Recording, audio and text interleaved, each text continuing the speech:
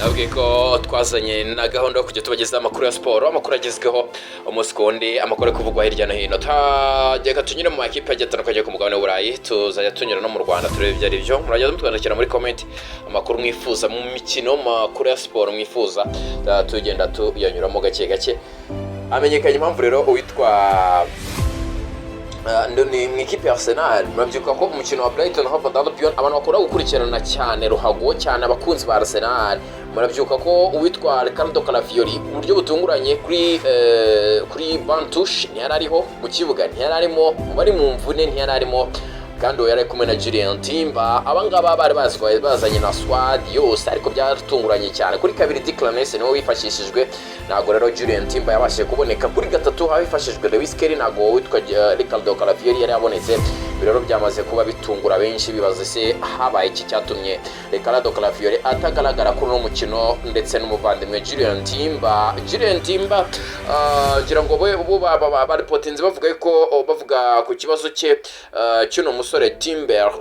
Ngira ngo gitangaza cyitwa Arsenal Views banditse ngo Timber's absence from the Arsenal squad is the just precautionary with his load being managed. Ruva ko rero ntago ari ikibazo kindi cyahatari, bari batekereje ko ari imvune ya danger wapi kabisa, ahubwo Calafiori burango niwe wagize imvune my friend.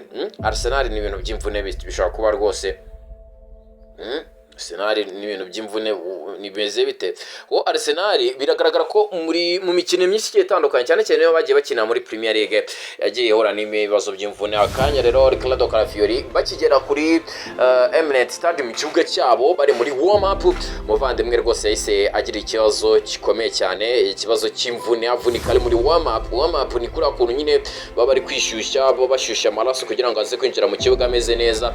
Ubwo rero Calafiori byaje kurangira avugiye coach ati rwose ibintu birakaze, ndetse amakuru twagiye tubona nuko ngo yamaze kuba added kuri liste y'imvune za Arsenal. Ubwo rero ni ngaye nguko uko muri Arsenal byifashe.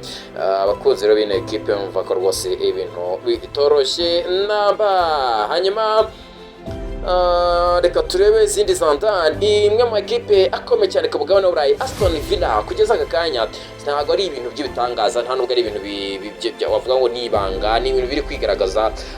Amakipe uretse n'amakipe mu Bwongereza n'amakipe yandi yo hanze arimo nka Young Boys niho wabaza by'imikinire y'ino equipe. Amakipe arimo nka FC Bezo, oh my goodness. Ikipe yitwa Aston Villa imeze neza cyane, ikina Europa League erekidi no gukina Premier League, imeze neza, imaze igihe. Hano turi kubara imikino mu marushanwa yose, bavuze ngo last 11 all competitions, imikino 11 yose mu marushanwa agiye atandukanye, ikipe ya Aston Villa iheruka gukina yose rayitsinze. Man, that is massive. Ikipe ya Aston Villa iri ku mwanya wa gatatu muri champion, byuka ko irushwa na Arsenal amanota 3 yonyine ku ifite amanota 39, mu gihe Arsenal ifite 42. Man City irimo hagati ifite 40 afunze. Bivuze ko end time ikipe ya Aston Villa ishobora kuba yaza rwose igakuraho akantu. Ikipe ya Aston Villa kandi yuke ko ifitwe na Arsenal kuri wa kabiri, ni umukino urubutoroshye cyane kuri Emirates Stadium. Witwa Declanese niwe wavuze ngo bajya gukina na Tottenham muri London Derby. Iratangaje ati uko bizagenda kose, ikipe izuko izabimeze kose, ntago dushaka ikipe izaza ngo dutsindire kuri Emirates Stadium. Izaza ikora ibishoboka byose, ariko kudutsinda byo ibyibagirwa. Villa iraza gutakaza umukino wayo wa 12 wari ugiye kuba 12 wikurikiranye itsinda. Ibi bintu iraza kubyemera. Oli Watkins arabyemera, nabyemera se Morgan Rogers arabyemera, nabyemera se Kamara nawe arabyemera cyangwa Onana. Ikipe ifite abatipe b'abahanga gusa. Itwarira Aston Villa imikino yakinnye, harimo umukino yakinnye n'ikipe yitwa Maccabi Tel Aviv bayitsinze ibitego 2-0. bari home mu rugo kuri Villa Park. Bari mu bayitsinze bari mu rugo 4-0. Bari mu finale irimo ba Antoine Semenyo, utagira ngo Leeds United bayitsinze 2-1 bari kwa Leeds. Young Boys bayitsinze 2-1 bari mu rugo Villa Park. Wolverhampton bayitsinze 1-0 bari Villa Park. Brighton bayitsinze 4-3 bari kwa Brighton. Arsenal bayitsinze 2-0 bari Villa Park. FC Bezo bayitsinze 2-1 bari kwa Bezo. hanyuma West Ham bayitsinze 3-2 bari kwa West Ham. Manchester United Anfield yeah ni kwa Katore bari home kuri Villa Park. Bari Old Trafford. Hanyuma Chelsea bayitsinze bari Stafford Bridge. My friend, this is massive. Yitwa Aston Villa, umwe wa equipe rwose akomeje kugenda abica bigacika. Mu zindi za ndani nakubwira witwa Bukayo Saka, mukino waheruka guhuza ikipe ya Arsenal na Brighton Hove Albion, ari kujya mu rwambariro yafashe inkweto ari gukinisha amagodi za danje. Aravuga ati reka ndemere umufana we rwose araje yamwereka icyapa cyanditse izina rya mbwatowe ku mutima. Bukayo Saka ahita akuramo inkweto rwose yari gukinisha arazimuhereza. Ahangaha biba ari ibintu by'agaciro cyane. Izo nkweto nta no bwagenda guzikinisha izi nkweto tuzishyira ku isoko kayabo k'amafaranga tugafata kabisa inkweto Bukayo Saka yambaye, my friend. Nuko bimeze. Hanyuma katurebe byari byo ngira ngo ziri kubona bari kwa announcing kuri now.com. Arsenal Julian Timber was left out of the Arsenal squad of face Brighton yesterday as a precautionary measure. The defender is expected to return against Aston Villa on Tuesday. Kuri uyu wa kabiri bibutsaga ko Julian Timber ari buze kubagaragara. Ngira ngo ni ibintu byakomeje kwibazwaho. Ngira ngo usibye Calafiori n'ubundi Julian Timber we rwose kuri uyu wa kabiri araza kuba hari n'umukino byamaze kuba biba official ko ari uza gusifurwa n'umusifuzi witwa Adelan England.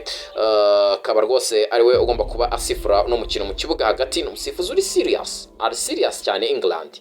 Umusifuzi uri serious. Mu gihe kuri VAR baraza kuba bafite Jaden Gillett. Kuri uyu wa kabiri rwose biraza kuba ari bicikana umukino narubuze kuba uryoheye ijisho. Yes, katutegereze rero tuze kuba tureba ibyo ari byo.